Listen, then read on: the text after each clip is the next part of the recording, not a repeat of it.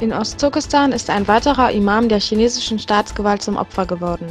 Abdurrahimjan Damollah, Imam einer großen Moschee in Urumqi, verendete an Folgen der Folterung, die ihm durch chinesische Polizisten angetan wurde. Vor wenigen Monaten erst wurde der Imam aus unbekannten Gründen in ein chinesisches Lager verschleppt. Gott habe ihn selig. Über 2000 inhaftierte Kasachen in Ostturkestan sollen, so die chinesische Regierung, gegen eine Ausreise aus China und Ablegen der chinesischen Staatsbürgerschaft im Gegenzug aus der Haft entlassen werden.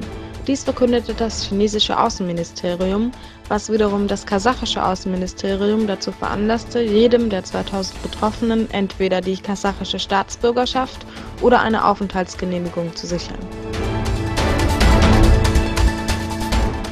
Eine Konferenz der Izmir-Sektion der Guten Partei wurde der Ostturkestan-Problematik gewidmet. Dazu lud die Partei eine Gruppe Uiguren in ihre Parteizentrale ein. Die um Freiheit ringenden Uiguren nutzten die gegebene Plattform, um über die Umstände in Ostturkestan aufzuklären.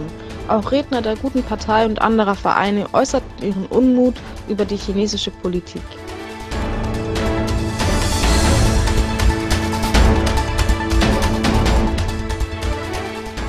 Aufgrund des wirtschaftlichen Konflikts zwischen den USA und China wurden die letzten 3 Tage Vermittlungsgespräche geführt, welche nun ein Ende fanden. Beide Parteien gaben positive Rückmeldungen. Ted McKinney, Mitarbeiter des Agrarministeriums, gab an, dass die Gespräche für die USA wohlwollend verliefen. In Kürze sollen Details der Unterredung veröffentlicht werden.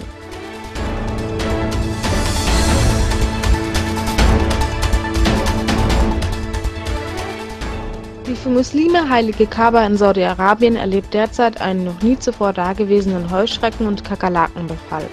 Ein Mitarbeiter der Stadtbehörde gab an, dass Mitarbeiter der Schädlingsbekämpfung nun in der gesamten Stadt im Einsatz sind, um der Lage Herr zu werden.